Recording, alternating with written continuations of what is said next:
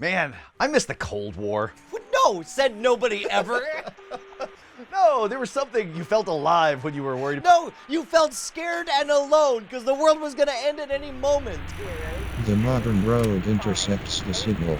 I can't remember the first time I heard of a number station, but I was fascinated by the idea the moment I heard it. Oh yeah, I actually found one. I was about 11 years old. I said, let's go to the place where none of the songs are, but all of the weird noises live. Oh, of course, because you had those giant 1980s jam boxes with shortwave radio on there. Yes. I thought, is this the launch codes? Because I was watching War Games. Of course, Cloak and Dagger, right? you know. So if I understand correctly, shortwave number stations are one-way communications to field operatives out there doing espionage stuff all over the world. The idea is you send a message that the whole world can hear, but there's only one person that it's impactful for. That's the prevalent theory.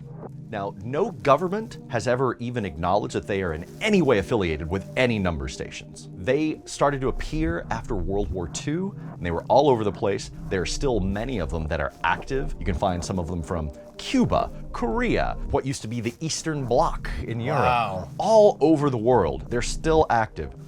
How they work, according to an alleged ex-CIA operative, an operative out in the field will have a one-time pad or an OTP. All right, so a one-time pad is a set of pages with random numbers on there that there's only one copy of, or I guess two copies of. The sender and the receiver have one. Exactly. And they know that this is we're on page 53, we're gonna do it, and I'm gonna encode it with this pad, you have that pad, nobody else in the world knows. Now we're gonna tear up those pads and they're gone. Right, because shortwave radio, anyone can pick it up. Sure. Even the bad guys, but they won't know what they're listening to. Well, dude, I wanna hear some of this. Where can we find out where the number stations are? We have a shortwave radio. Okay, all right, I assume that somewhere on the website, the internet. Yes. One of the more prevalent ones is HF Underground Spy Numbers Forum. Look at this, look at all this activity just in the last few days. They're a little difficult to decipher when you're first looking at it, but a lot of these number stations have designations like E11A. Or S11A. And then you have like your date. Now UTC is Universal time code, right? Exactly. So these are people logging the times of the messages and recording the messages and sharing them for the purpose of trying to decode them, or maybe this is just a hobbyist, like a cool curiosity? It's a little bit of both. Everyone always hopes that they're going to be able to decode it or something like that, Yeah. but I think rational people understand the futility of that exercise. Sure. Let's find something to find on the shortwave radio. Okay. So here's a log that says unknown CW number station. Oh, that's FM. I got excited. We got for a one. second. You're like, you know, now that the Cold War's over, they're just having a good time with this. They're still celebrating 30 years later. Exactly. The wall came down. So one of the things about the number stations is that they are always broadcast at regular intervals. Like there's one out of Cuba that broadcasts on 4 different frequencies. It'll do one, and then 5 minutes later, it'll do the next one. The exact same Yeah. message. And then it won't do it again for another 2 hours or another 4 hours. And it only does it on Tuesdays and Thursdays, or only on Wednesday mornings at 6 a.m. UTC, that kind of thing. Got it. They're very regular schedules because the spy has to know exactly when it's coming on. And if he or she misses the one opportunity, he has to know where he can go to get it in the next, 4 or 5 opportunities. Exactly. It's a little difficult to find one. Plus, there are atmospheric conditions because the way shortwave radio works, it broadcasts from between 1.6 megahertz and 30 megahertz. Yeah. Right above the medium wave AM band. You can actually bounce these off of the ionosphere through something called skip propagation if you aim it at the sky when it transmits, and it can go, depending on atmospheric conditions, to the other side of the world. Wow. So someone in, say, Spain might be able to pick up something that's broadcast out of Japan, but we may or may not be able to hear it. So that's the problem, is all of this is super iffy, and this is what, like a $20, $30 shortwave radio? Yeah, any shortwave radio will do. You can even build these yourself. Well, let's see if we can tune something in on the shortwave. Okay, we'll start over on the first band, way down at the end of it, at 5.7.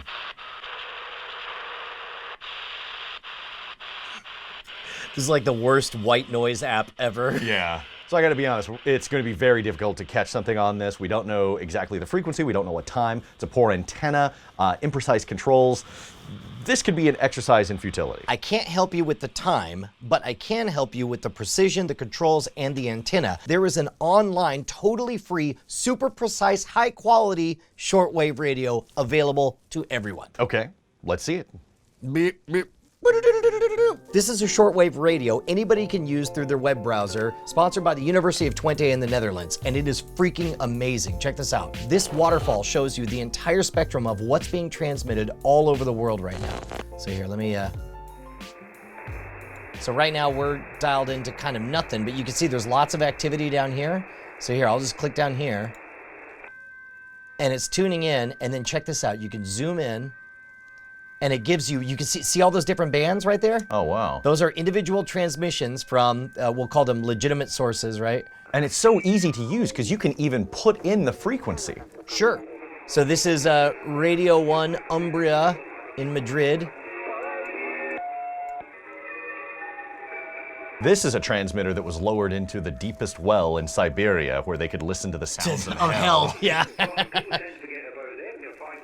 So some of these you have like TalkSport and so on, but you can actually intercept data transmissions over shortwave radio. So right now, all of these fine lines indicate these are discrete stations transmitting nonstop. These are like CNNs of radio, basically, right? But check this out. If we go to the less populated parts of the spectrum, the stuff where stuff is a little more sporadic, like let's jump all the way up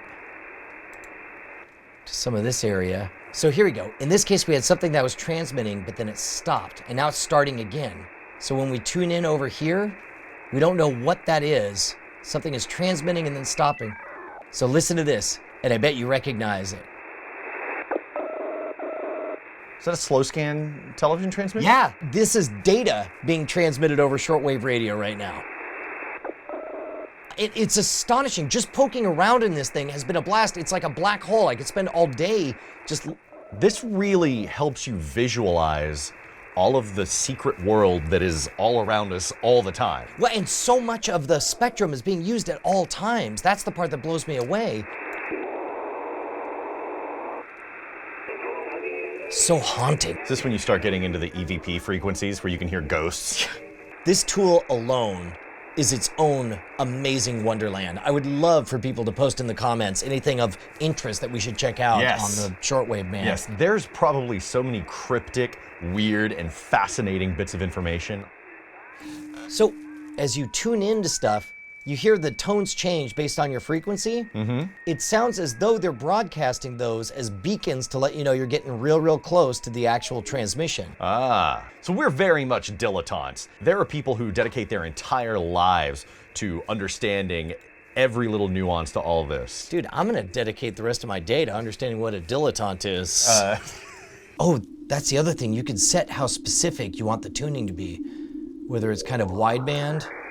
So if you narrow in on it, it's going to get more clearer and distinct. As long as it's a precise signal that you're receiving, Sure. Yeah. So weird. And then now I can't find him again. Oh my God, it's like you're tuning in an alien transmission.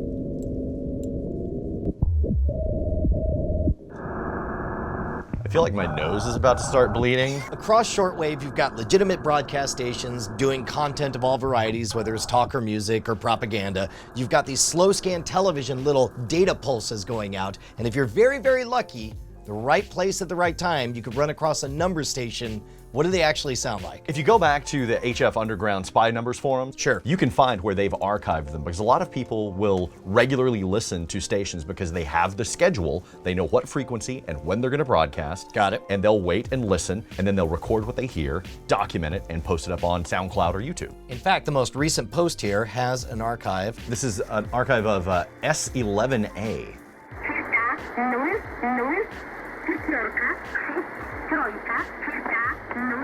And sometimes it's not even numbers, sometimes it's nursery rhymes or weird phrases. Like in the movie Red Dawn, when they're out in the woods and you hear them say, The chair is against the wall. Exactly. The chair is against the wall. Now let's find out what S11A is. Look at this, at priam.org. S11A is called Cherta. It's got several frequencies. It's active. It's a female automated with Polish accent voice. This is amazing. If you are prone to getting obsessed with unraveling mysteries, Hold on, here's another audio sampling. Внимание, 8, тройка, четверка, 7, двойка. That's so weird. weird. Are we gonna do any more modern rogues, or are you just gonna be obsessed with this forever? No, I'm just gonna dive in. I want to live in the shortwave wonderland. This is incredible stuff. I mean, this is the haunting reality of being connected in a visceral way to the rest of the world. We understand theoretically on the internet that, yeah, I guess we're all talking to each other, but this makes me feel it when you can just tune in and listen to everyone. This makes me feel that there are dangerous secrets happening all around us at all times. Yes. Awesome secrets like this. Didn't we hear this when we used the Ouija board? Yeah, yes. Could do this all day. I Yeah. could do this all day. Yeah. Get out of my basements. I'm moving into shortwave land. I'm gonna get a ham radio license. Call me KDK 512 from now on. All right, KDK 512, I'm gonna go shoot the rest of the episodes for today. Bye.